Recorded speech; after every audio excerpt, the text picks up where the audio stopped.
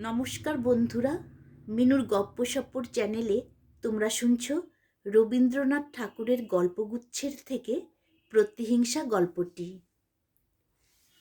মুকুন্দবাবুদের ভূতপূর্ব দেওয়ানের পৌত্রী, বর্তমান ম্যানেজারের স্ত্রী ইন্দ্রাণী ও শুভক্ষণে বাবুদের বাড়িতে তাহাদের দৌহিত্রের বিবাহে বৌভাতের নিমন্ত্রণে উপস্থিত ছিলেন। তৎপূর্বকার ইতিহাস সংক্ষেপে বলিয়া রাখিলে কথাটা পরিষ্কার হইবে। এক্ষণে মুকুন্দবাবুও ভূতপূর্ব, তাহার দেওয়ান গৌরীকান্তও ভূতপূর্ব। কালের আহ্বান অনুসারে উভয়ের কেহই স্বস্থানে সশরীরে বর্তমান নাই, কিন্তু যখন ছিলেন তখন উভয়ের মধ্যে বন্ধন অত্যন্ত দৃঢ় ছিল। পিতৃমাতৃহীন গৌরীকান্তের যখন কোনো জীবনোপায় ছিল না, তখন মুকুন্দলাল কেবলমাত্র মুখ দেখিয়া তাহাকে বিশ্বাস করিয়া তাহার উপরে নিজের ক্ষুদ্র বিষয় সম্পত্তি পর্যবেক্ষণের ভার দেন। কালে প্রমাণ হইল যে মুকুন্দলাল ভুল করেন নাই। কীট যেমন করিয়া বল্মিক রচনা করে, স্বর্গকামী যেমন করিয়া পুণ্য সঞ্চয় করে, গৌরীকান্ত তেমনি করিয়া অশ্রান্ত যত্নে তিলে তিলে দিনে দিনে মুকুন্দলালের বিষয় বৃদ্ধি করিতে লাগিলেন। অবশেষে যখন তিনি কৌশলে আশ্চর্য সুলভ মূল্যে তরফ বাঁকা গাড়ি ক্রয় করিয়া মুকুন্দলালের সম্পত্তিভুক্ত করিলেন, তখন হইতে মুকুন্দবাবুরা গণ্যমান্য জমিদার শ্রেণীতে প্রতিষ্ঠিত হইলেন। প্রভুর উন্নতির সঙ্গে সঙ্গে ভৃত্যেরও উন্নতি হইল। অল্পে অল্পে তাহার কোঠাবাড়ি, জোতজমা এবং পূজার্চনা বিস্তার লাভ করিল, এবং যিনি এককালে সামান্য তহসিলদার শ্রেণীর ছিলেন, তিনিও সাধারণের নিকট দেওয়ানজি নামে পরিচিত হইলেন। ইহাই ভূতপূর্বকালের ইতিহাস।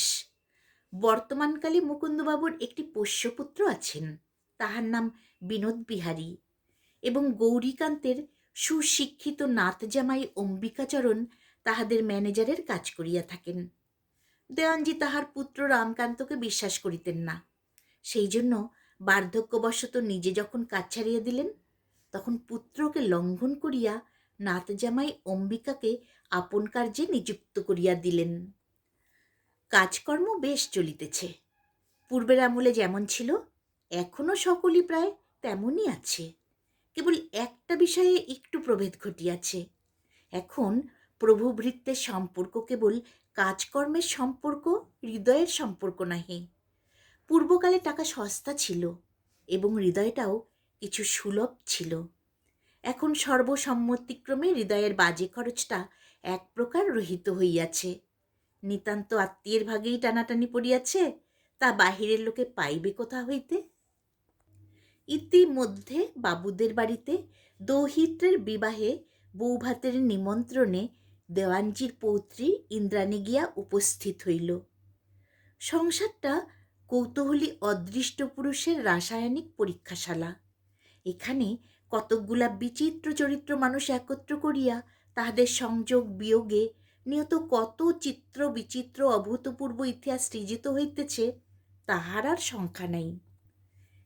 এই বৌভাতের নিমন্ত্রণ স্থলে এই আনন্দকার্যের মধ্যে দুই রকমের মানুষের দেখা হইল, এবং দেখিতে দেখিতে সংসারের অশ্রান্ত জালবুনানির মধ্যে একটা নতুন বর্ণের সূত্র উঠিয়া পড়িল এবং একটা নতুন রকমের গ্রন্থি পড়িয়া গেল। সকলের আহারাদি শেষ হইয়া গেলে ইন্দ্রাণী বৈকালের দিকে কিছু বিলম্বে মনিব বাড়িতে গিয়া উপস্থিত হইয়াছিল। বিনোদের স্ত্রী নয়নতারা যখন বিলম্বের কারণ জিজ্ঞাসা করিল, ইন্দ্রাণী গৃহকর্মের ব্যস্ততা, শারীরিক অস্বাস্থ্য প্রভৃতি 2-4টা কারণ প্রদর্শন করিল, কিন্তু তাহা কাহারও সন্তোষজনক বোধ হইল না। প্রকৃত কারণ যদিও ইন্দ্রাণী গোপন করিল, তথাপি তাহা বুঝিতে কাহারও বাকি রহিল না। সে কারণটি এই: মুকুন্দবাবুরা প্রভু, ধনী বটেন, কিন্তু কুলমর্যাদায় গৌরীকান্ত তাহাদের অপেক্ষা অনেক শ্রেষ্ঠ। ইন্দ্রাণী সে শ্রেষ্ঠতা ভুলিতে পারে না, সেই জন্য মনিবের বাড়ি পাছে খাইতে হয়, এই ভয়ে সে যথেষ্ট বিলম্ব করিয়া গিয়াছিল। তাহার অভিসন্ধি বুঝিয়া তাহাকে খাওয়াইবার জন্য বিশেষ পীড়াপিড়ি করা হইয়াছিল, কিন্তু ইন্দ্রাণী পরাস্ত হইবার মেয়ে নহে, তাহাকে কিছুতেই খাওয়ানো গেল না। একবার মুকুন্দ এবং গৌরীকান্ত বর্তমানেও কুলাভিমান লইয়া ইহা অপেক্ষা বৃহত্তর বিপ্লব বাঁধিয়াছিল, সে ঘটনা এই স্থানে উল্লেখ করা যাইতে পারে। ইন্দ্রাণী দেখিতে বড় সুন্দর। আমাদের ভাষায় সুন্দরীর সহিত স্থির সৌদামিনীর তুলনা প্রসিদ্ধ আছে। সে তুলনা অধিকাংশ স্থলেই খাটে না, কিন্তু ইন্দ্রাণীকে খাটে। ইন্দ্রাণী যেন আপনার মধ্যে একটা প্রবল বেগ এবং প্রখর জ্বালা একটি সহজ শক্তির দ্বারা অটল গাম্ভীর্য পাশে অতি অনায়াসে বাঁধিয়া রাখিয়াছে। বিদ্যুৎ তাহার মুখে, চক্ষে এবং সর্বাঙ্গে নিত্যকাল ধরিয়া নিস্তব্ধ হইয়া রহিয়াছে। এখানে তাহার চপলতা নিষিদ্ধ। এই সুন্দরী মেয়েটিকে দেখিয়া মুকুন্দবাবু তাহার পোষ্য পুত্রের সহিত ইহার বিবাহ দিবার প্রস্তাব গৌরীকান্তের নিকট উত্থাপিত করিয়াছিলেন। প্রভু ভক্তিতে গৌরীকান্ত কাহারও নিকট ন্যূন ছিলেন না। তিনি প্রভুর জন্য প্রাণ দিতে পারিতেন, এবং তাহার অবস্থার যতই উন্নতি হোক এবং কর্তা তাহার প্রতি বন্ধুর ন্যায় ব্যবহার করিয়া তাহার যতই প্রশ্রয় দিন, তিনি কখনো ভ্রমেও স্বপ্নেও প্রভুর সম্মান বিস্মৃত হন নাই। প্রভুর সম্মুখে, এমনকি প্রভুর প্রসঙ্গে তিনি যেন সন্নত হইয়া পড়িতেন। কিন্তু এই বিবাহের প্রস্তাবে তিনি কিছুতেই সম্মত হন নাই। প্রভু ভক্তির দেনা তিনি কড়ায় গণ্ডায় শোধ করিতেন।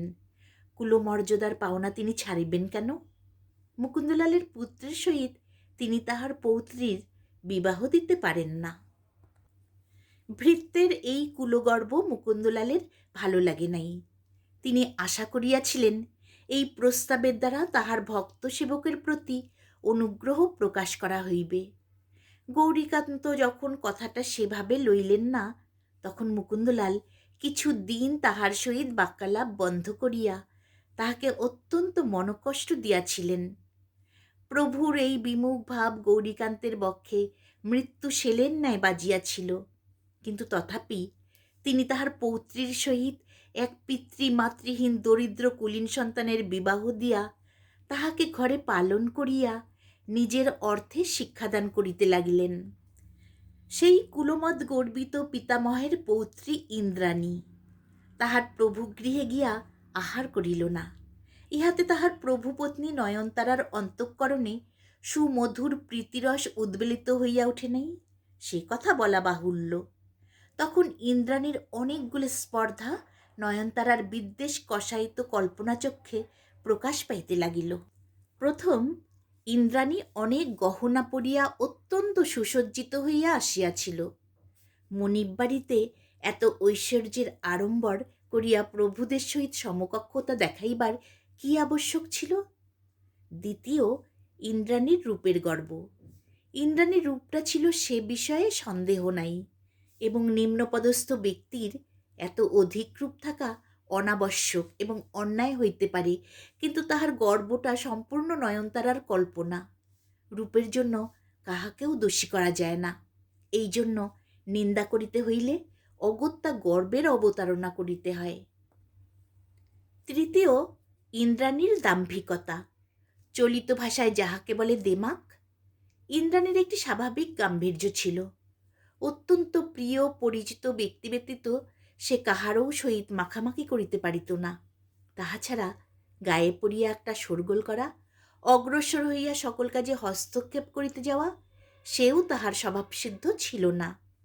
এইরূপ নানা প্রকার অমূলক ও সমূলক কারণে নয়নতারা ক্রমশ উত্তপ্ত হইয়া উঠিতে লাগিল, এবং অনাবশ্যক সূত্র ধরিয়া ইন্দ্রাণীকে আমাদের ম্যানেজারের স্ত্রী, আমাদের দেওয়ানের নাতনি বলিয়া বারংবার পরিচিত ও অভিহিত করিতে লাগিল। তাহার একজন প্রিয় মুখরা দাসীকে শিখাইয়া দিল, সে ইন্দ্রাণীর গায়ের উপর পড়িয়া সখীভাবে তাহার গহনাগুলি হাত দিয়া নাড়িয়া নাড়িয়া সমালোচনা করিতে লাগিল। কণ্ঠী এবং বাজুবন্ধের প্রশংসা করিয়া জিজ্ঞাসা করিল, হ্যাঁ ভাই, এ কি গিল্টি করা? ইন্দ্রাণী পরম গম্ভীর মুখে কহিল, না, এ পিতলের। নয়নতারা ইন্দ্রাণীকে সম্বোধন করিয়া কহিল, ওগো, তুমি এখানে একলা দাঁড়িয়ে কি করছো? এই খাবারগুলো হাটখোলার পালকিতে তুলে দিয়ে এসো না। অদূরে বাড়ির দাসী উপস্থিত ছিল। ইন্দ্রাণী কেবল মুহূর্তকালের জন্য তাহার বিপুল পক্ষছায়া গভীর উদার দৃষ্টি মেলিয়া নয়নতারার মুখের দিকে চাহিল এবং পরক্ষণেই নীরবে মিষ্টান্নপূর্ণ সরা খুঁড়ি তুলিয়া লইয়া হাটখোলার পালকির উদ্দেশ্যে নিচে চলিল। যিনি এই মিষ্টান্ন উপহার প্রাপ্ত হইয়াছেন তিনি সশব্যস্ত হইয়া কহিলেন, তুমি কেন ভাই কষ্ট করছো? দাও না, ওই দাসীর হাতে দাও। ইন্দ্রাণী তাহাতে সম্মত না হইয়া কহিল, এতে আর কষ্ট কিসের? অপরা কহিলেন, তবে ভাই আমার হাতেই দাও। ইন্দ্রাণী কহিল, না, আমি নিয়ে যাচ্ছি বলিয়া অন্নপূর্ণা যেমন স্নিগ্ধ গম্ভীর মুখে সমুচ্চ স্নেহে ভক্তকে সহস্তে অন্ন তুলিয়া দিতে পারিতেন, তেমনি অটল স্নিগ্ধভাবে ইন্দ্রাণী পালকিতে মিষ্টান্ন রাখিয়া আসিল এবং সেই 2 মিনিট কালের সংস্রবে হাটখোলাবাসিনী ধনী গৃহবধূ এই স্বল্পভাষিনী মিতহাসিনী ইন্দ্রাণীর সহিত জন্মের মতো প্রাণের সখিত্ব স্থাপনের জন্য উচ্ছ্বসিত হইয়া উঠিল। এই রূপে নয়নতারা স্ত্রীজনসুলভ নিষ্ঠুর নৈপুণ্যের সহিত যতগুলি অপমানস্বর বর্ষণ করিল, ইন্দ্রাণী তাহার কোনোটাকেই গায়ে বিধিতে দিল না। সকলগুলি তাহার অকলঙ্ক সমুজ্জ্বল সহজ তেজস্বিতার কঠিন বর্মে ঠেকিয়া আপনি ভাঙ্গিয়া ভাঙ্গিয়া পড়িয়া গেল। তাহার গম্ভীর অবিচলতা দেখিয়া নয়নতারার আক্রোশ আরও বাড়িয়া উঠিতে লাগিল এবং ইন্দ্রাণী তাহা বুঝিতে পারিয়া এক সময় অলক্ষ্যে কাহারও নিকট বিদায় না লইয়া বাড়ি চলিয়া আসিল। যাহারা শান্তভাবে সহ্য করে তাহারা গভীরতর রূপে আহত হয়। অপমানের আঘাত ইন্দ্রাণী যদিও অসীম অবজ্ঞাভারে প্রত্যাখ্যান করিয়াছিল, তথাপি তাহার অন্তরে বাজিয়াছিল। ইন্দ্রাণীর সহিত যেমন বিনোদবিহারীর বিবাহের প্রস্তাব হইয়াছিল, তেমনি এক সময় ইন্দ্রাণীর এক দূর সম্পর্কের নিঃস্ব পিস্তুত ভাই বামাচরণের সহিত নয়নতারার বিবাহের কথা হয়।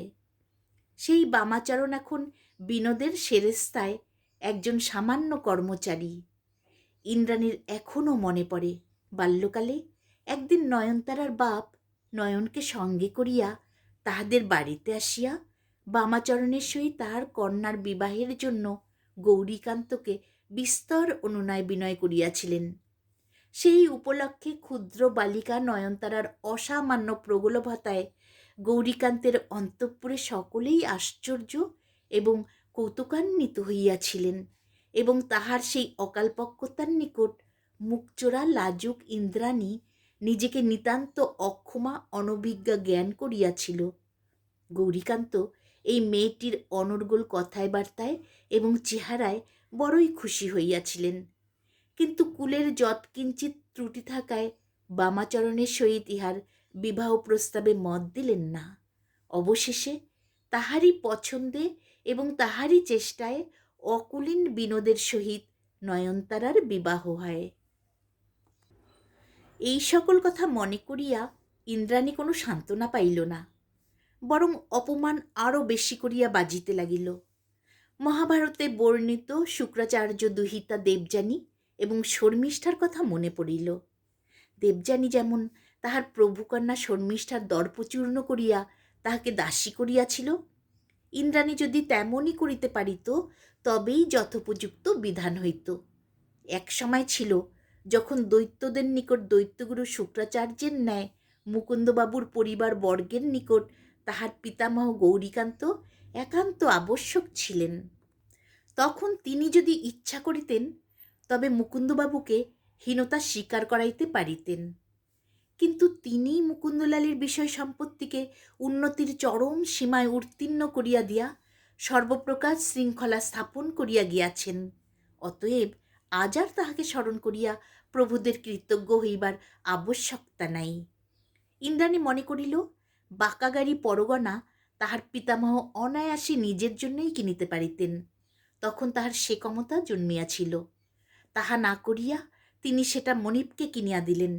ইহা যে এক প্রকারের দান করা, সে কথা কি আজ সেই মনিবের বংশে কেহ মনে করিয়া রাখিয়াছে? আমাদেরই দত্ত ধনমানের গর্বে তোমরা আমাদিগকে আজ অপমান করিবার অধিকার পাইয়াছ। ইহাই মনে করিয়া ইন্দ্রাণীর চিত্ত ক্ষুব্ধ হইয়া উঠিল। বাড়ি ফিরিয়া আসিয়া সে দেখিল তাহার স্বামী প্রভু গৃহের নিমন্ত্রণ ও তাহার পরে জমিদারি কাছারির সমস্ত কাজকর্ম সারিয়া তাহার শয়ন কক্ষের একটি কেদারা আশ্রয় করিয়া নিভৃতে খবরের কাগজ পাঠ করিতেছেন।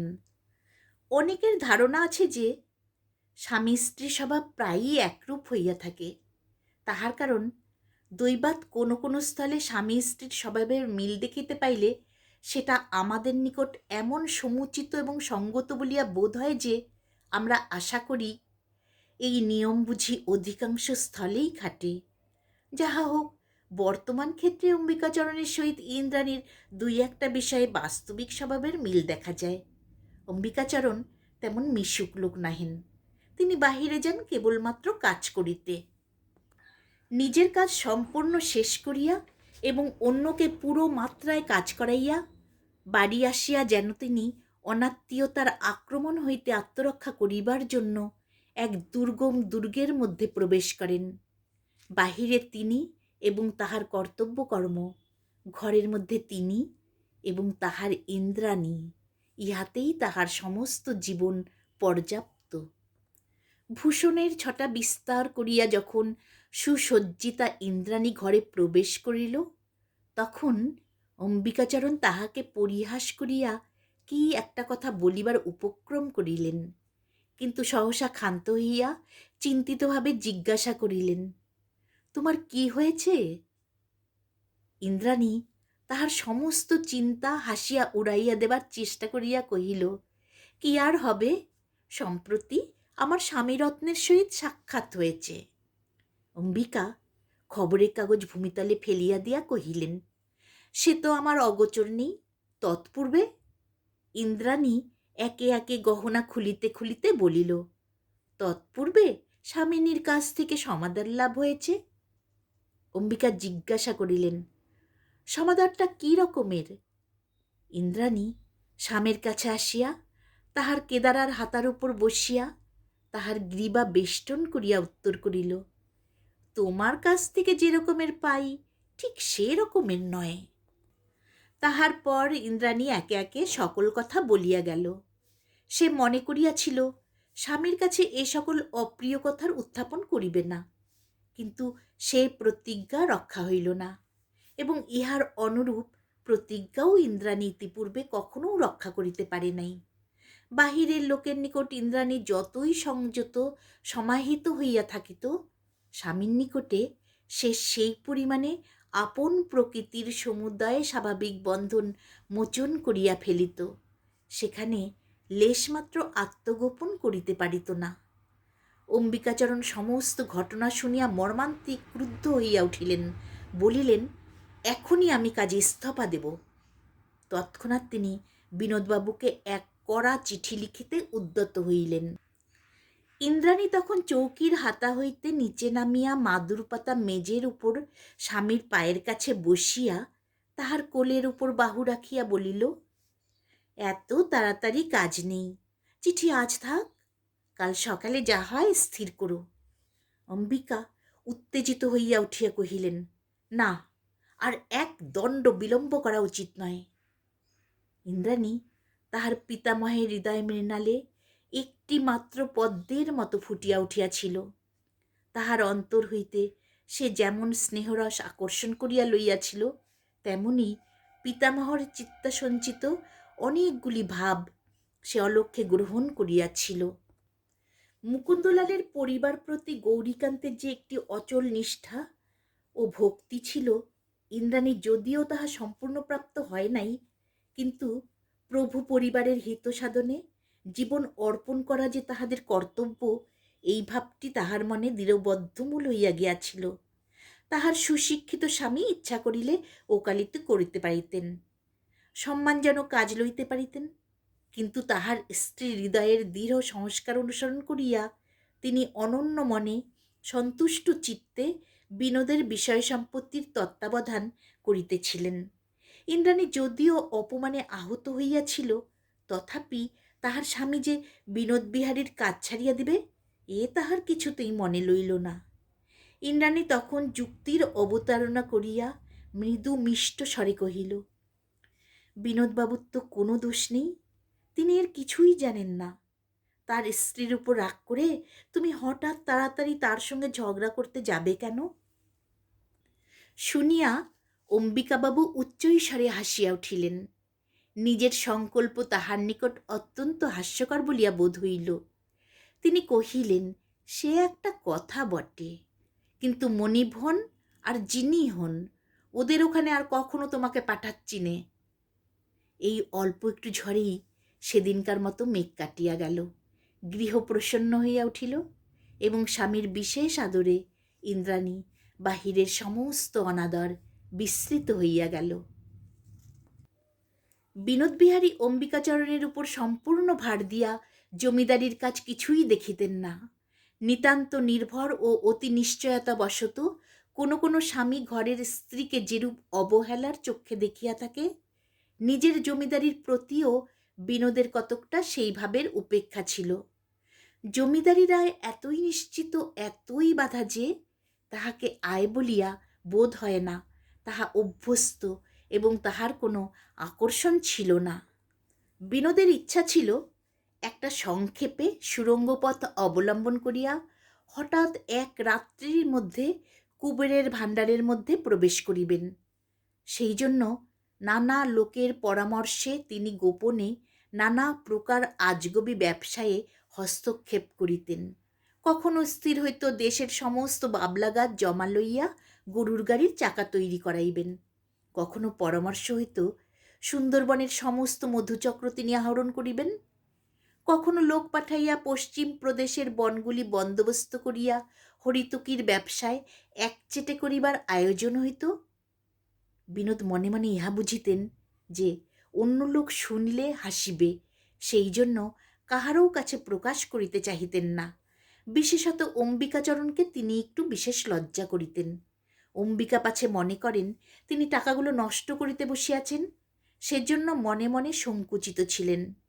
অম্বিকার নিকট তিনি এমনভাবে থাকিতেন যেন অম্বিকাই জমিদার এবং তিনি কেবল বসিয়া থাকিবার জন্য বার্ষিক কিছু বেতন পাইতেন। নিমন্ত্রণের পরদিন হইতে নয়নতারা তাহার স্বামীর কানে মন্ত্র দিতে লাগিলেন। তুমি তো নিজে কিছুই দেখো না, তোমাকে অম্বিকা হাত তুলিয়া যাহা দেয় তাহাই তুমি শিরোধার্য করিয়া লও। এদিকে ভিতরে ভিতরে কি সর্বনাশ হইতেছে তাহা কেহই জানে না। তোমার ম্যানেজারের স্ত্রী যা গয়না পরিয়া আসিয়াছিল, এমন গয়না তোমার ঘরে আসিয়া আমি কখনো চক্ষেও দেখি নাই। এসব গয়না সে পায় কোথা হইতে, এবং এত দেমাকি বা তাহার বাড়িল কিসের জোরে, ইত্যাদি ইত্যাদি। গহনার বর্ণনা নয়নতারা অনেকটা অতিরঞ্জিত করিয়া বলিল, এবং ইন্দ্রাণী নিজ মুখে তাহার দাসীকে কি সকল কথা বলিয়া গেছে তাহাও সে বহুল পরিমাণে রচনা করিয়া গেল। বিনোদ দুর্বল প্রকৃতির লোক। একদিকে সে পরের প্রতি নির্ভর না করিয়াও থাকিতে পারে না, অপরদিকে যে তাহার কানে যেরূপ সন্দেহ তুলিয়া দেয় সে তাহাই বিশ্বাস করিয়া বসে। ম্যানেজার যে চুরি করিতেছে মুহূর্তকালের মধ্যেই এ বিশ্বাস তাহার দৃঢ় হইল। বিশেষত কাজ সে নিজে দেখে না বলিয়া কল্পনায় সে নানা প্রকার বিভীষিকা দেখিতে লাগিল।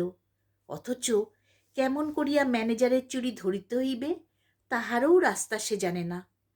স্পষ্ট করিয়া তাহাকে কিছু বলিতে পারে এমন সাহস নাই, মহা মুশকিল হইল। অম্বিকাচরণের একাধিপত্যে কর্মচারীগণ সকলেই ঈর্ষান্বিত ছিল। বিশেষত গৌরীকান্ত তাহার যে দূরসম্পর্কীয় ভাগিনীয় বামাচরণকে কাজ দিয়াছিলেন, অম্বিকার প্রতি বিদ্বেষ তাহারই সর্বাপেক্ষা অধিক ছিল। কারণ সম্পর্ক প্রভৃতি অনুসারে সে নিজে অম্বিকার সমান জ্ঞান করিত এবং অম্বিকা তাহার আত্মীয় হইয়াও কেবলমাত্র ঈর্ষাবশতই তাহাকে উচ্চপদ দিতেছে না, এ ধারণা তাহার দৃঢ় ছিল।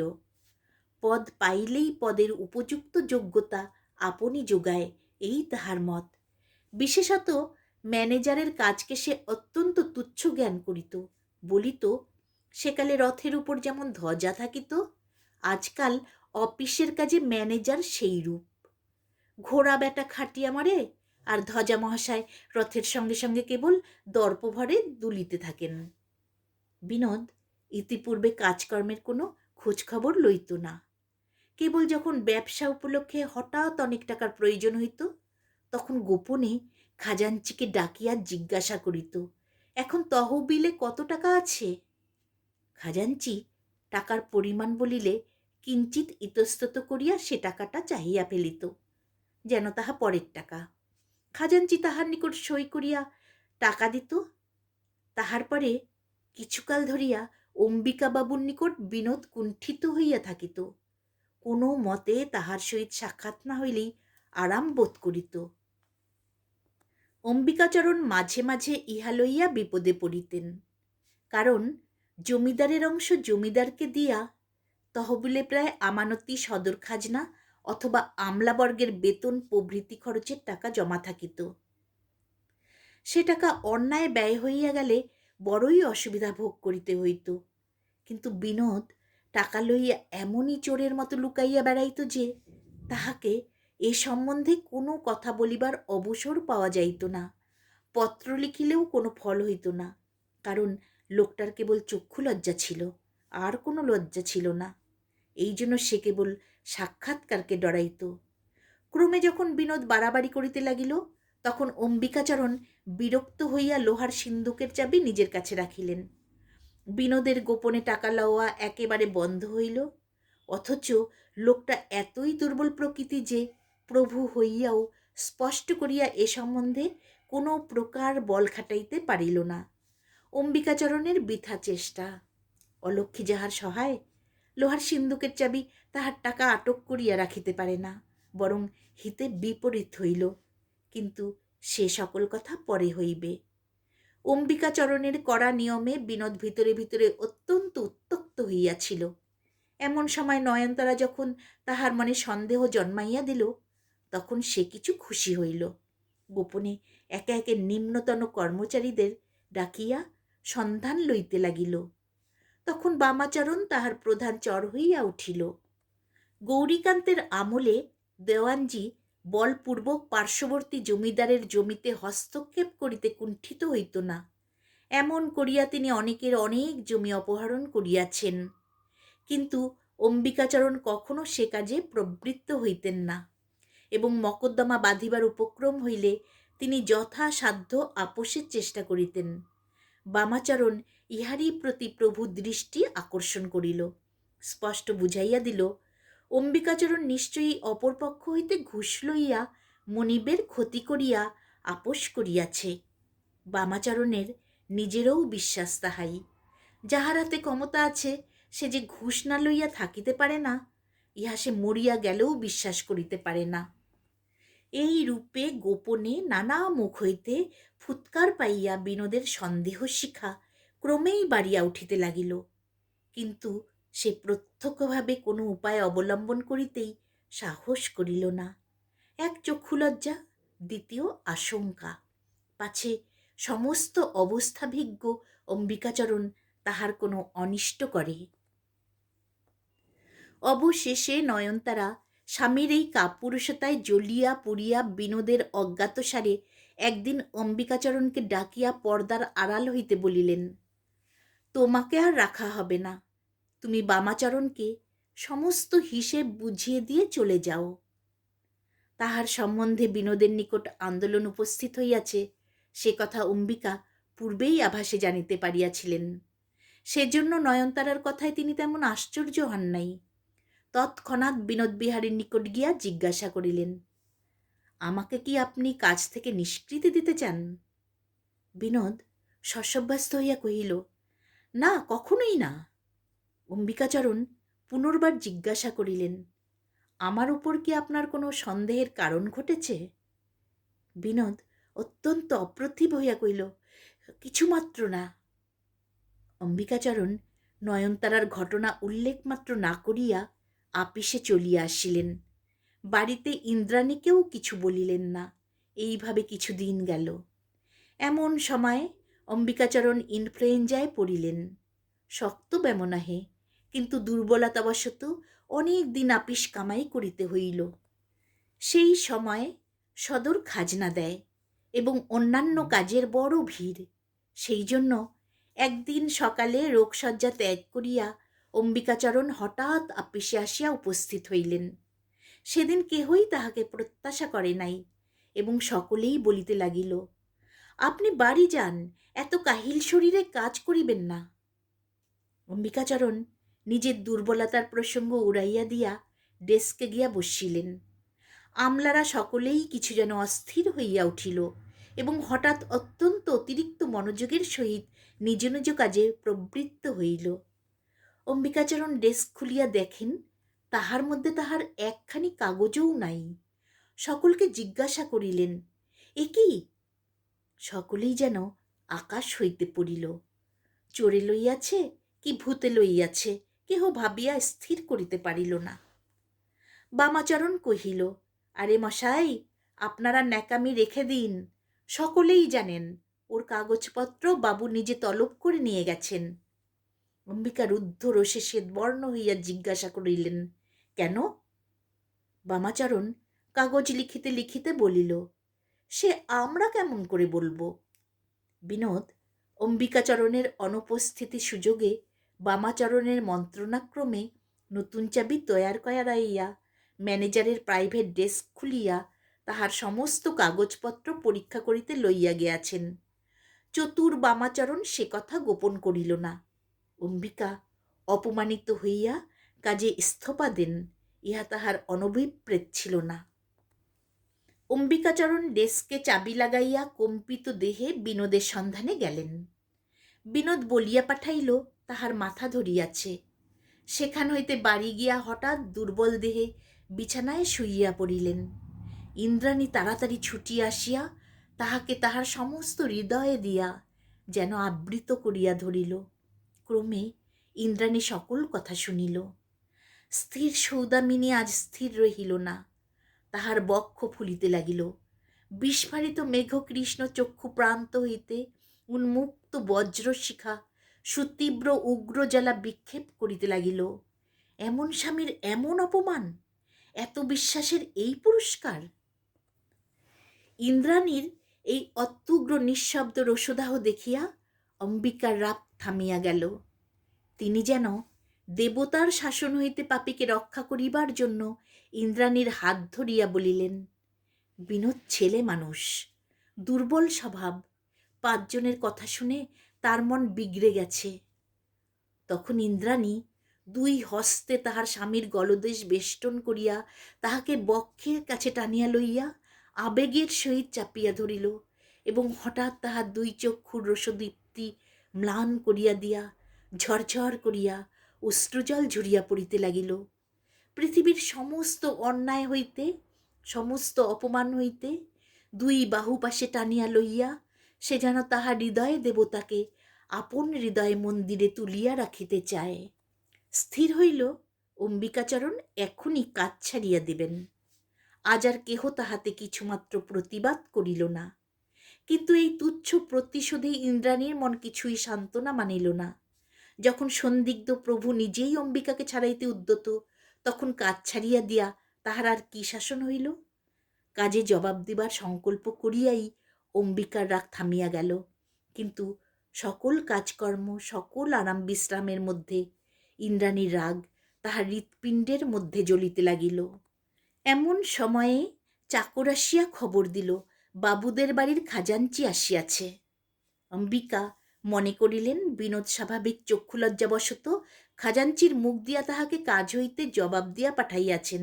সেই জন্য নিজেই একখানি ইস্তফাপত্র লিখিয়া খাজাঞ্চির হস্তে গিয়া দিলেন।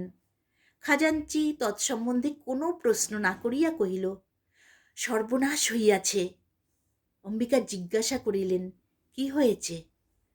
তদুত্তরে শুনিলেন, যখন হইতে অম্বিকাচরণের সতর্কতাবশত খাজাঞ্চি খানা হইতে বিনোদের টাকা লওয়া বন্ধ হইয়াছে, তখন হইতে বিনোদ নানা স্থান হইতে গোপনে বিস্তর টাকা ধার লইতে আরম্ভ করিয়াছিল। একটার পর আর একটা ব্যবসা ফাঁদিয়া সে যতই প্রতারিত ক্ষতিগ্রস্ত হইতেছিল, ততই তাহার রোগ চড়িয়া যাইতেছিল, ততই নতুন নতুন অসম্ভব উপায়ে আপন ক্ষতি নিবারণের চেষ্টা করিয়া অবশেষে আকণ্ঠ ঋণে নিমগ্ন হইয়াছে। অম্বিকাচরণ যখন পীড়িত ছিলেন, তখন বিনোদ সেই সুযোগে তহবিল হইতে সমস্ত টাকা উঠাইয়া লইয়াছে। বাঁকাগাড়ি পরগনা অনেক কাল হইতে পার্শ্ববর্তী জমিদারের নিকট রেহেনে আবদ্ধ। সে এ পর্যন্ত টাকার জন্য কোনো প্রকার তাগাদা না দিয়া অনেক টাকা সুদ জমিতে দিয়াছে।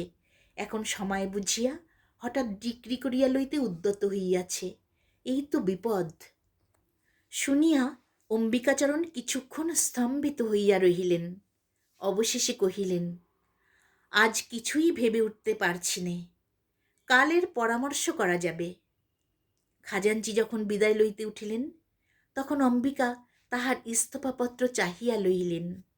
অন্তঃপুরে আসিয়া অম্বিকা ইন্দ্রাণীকে সকল কথা বিস্তারিত জানাইয়া কহিলেন, বিনোদের এ অবস্থায় তো আমি কাজ ছেড়ে দিতে পারি নে। ইন্দ্রাণী অনেকক্ষণ প্রস্তর মূর্তির মতো স্থির হইয়া রহিল। অবশেষে অন্তরের সমস্ত বিরোধ দ্বন্দ্ব সবলে দমন করিয়া নিঃশ্বাস ফেলিয়া কহিল, না, এখন ছাড়তে পারো না। তাহার পর কোথায় টাকা করিয়া সন্ধান পড়িয়া গেল। যথেষ্ট পরিমাণে টাকা আর জুটে না। অন্তঃপুর হইতে গহনাগুলি সংগ্রহ করিবার জন্য অম্বিকা বিনোদকে পরামর্শ দিলেন। ইতিপূর্বে ব্যবসা উপলক্ষে বিনোদ সে চেষ্টা করিয়াছিলেন, কখনো কৃতকার্য হইতে পারেন নাই। এবার অনেক অনুনয় বিনয় করিয়া, অনেক কাঁদিয়া কাটিয়া, অনেক দীনতা স্বীকার করিয়া গহনাগুলি ভিক্ষা চাহিলেন। নয়নতারা কিছুতেই দিলেন না। তিনি মনে করিলেন, তাহার চারিদিক হইতে সকলই খসিয়া পড়িবার উপক্রম হইয়াছে। এখন এই গহনাগুলি তাহার একমাত্র শেষ অবলম্বন স্থল, এবং ইহা তিনি অন্তিম আগ্রহ সহকারে প্রাণপণে চাপিয়া ধরিলেন। যখন কোথা হইতেও কোনো টাকা পাওয়া গেল না, তখন ইন্দ্রাণীর প্রতিহিংসা ভ্রুকুটির উপরে একটি তীব্র আনন্দের জ্যোতি পতিত হইল। সে তাহার স্বামীর হাত চাপিয়া ধরিয়া কহিল, তোমার যাহা কর্তব্য তাহা তো করিয়াছ, এখন তুমি ক্ষান্ত হও, যাহা হইবার তা হোক। স্বামীর অবমাননায় উদ্দীপ্ত সতীর রোষানল এখনো নির্বাপিত হয় নাই দেখিয়া অম্বিকা মনে মনে হাসিলেন। বিপদের দিনে অসহায় বালকের ন্যায় বিনোদ তাহার উপরে এমন একান্ত নির্ভর করিয়াছে যে তাহার প্রতি তাহার দয়ার উদ্রেক হইয়াছে। এখন তাহাকে তিনি কিছুতেই ত্যাগ করিতে পারেন না। তিনি মনে করিতেছিলেন, তাহার নিজের বিষয় আবদ্ধ রাখিয়া টাকা উঠাইবার চেষ্টা করিবেন। কিন্তু ইন্দ্রাণী তাহাকে মাথার দিব্য দিয়া বলিল, ইহাতে আর তুমি হাত দিতে পারিবে না। অম্বিকাচরণ বড় ইতস্ততের মধ্যে পড়িয়া ভাবিতে বসিয়া গেলেন। তিনি ইন্দ্রাণীকে আস্তে আস্তে বুঝাইবার যতই চেষ্টা করিতে লাগিলেন, ইন্দ্রাণী কিছুতেই তাহাকে কথা কহিতে দিল না। অবশেষে অম্বিকা কিছু বিমর্ষ হইয়া, গম্ভীর হইয়া নিঃশব্দে বসিয়া রহিলেন।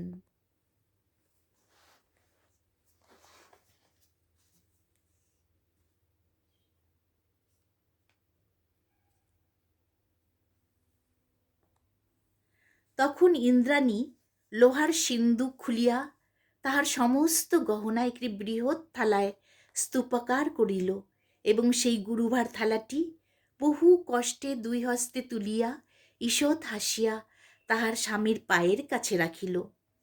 পিতামহের একমাত্র স্নেহের ধন ইন্দ্রাণী পিতামহের নিকট হইতে জন্মাবধি বৎসরে বৎসরে অনেক বহুমূল্য অলঙ্কার উপহার পাইয়া আসিয়াছে। মিতাচারী স্বামীরও জীবনের অধিকাংশ সঞ্চয় এই সন্তানহীন রমণীর ভাণ্ডারে অলঙ্কার রূপে রূপান্তরিত হইয়াছে। সেই সমস্ত স্বর্ণমাণিক্য স্বামীর নিকট উপস্থিত করিয়া ইন্দ্রাণী কহিল, আমার এই গহনাগুলি দিয়া আমার পিতামহের দত্তদান উদ্ধার করিয়া আমি পুনর্বার তাহার প্রভুবংশকে দান করিব। এই বলিয়া সে সজল চক্ষু মুদ্রিত করিয়া মস্তক নত করিয়া কল্পনা করিল, তাহার সেই বিরল শুভ্র কেশধারী সরল সুন্দর মুখচ্ছবি, শান্ত স্নেহ হাস্যময় ধীপ্রদীপ্ত উজ্জ্বল গৌরকান্তি বৃদ্ধ পিতামহ এই মুহূর্তে এখানে উপস্থিত আছেন, এবং তাহার নতমস্তকে শীতল স্নেহহস্ত রাখিয়া তাহাকে নীরবে আশীর্বাদ করিতেছেন। বাঁকাগাড়ি পরগনা পুনশ্চ ক্রয় হইয়া গেলে তখন প্রতিজ্ঞা ভঙ্গ করিয়া গতভূষণা ইন্দ্রাণী আবার নয়নতারার অন্তঃপুরে নিমন্ত্রণে গমন করিল। আর তাহার মনে কোনো অপমান বেদনা রহিল না।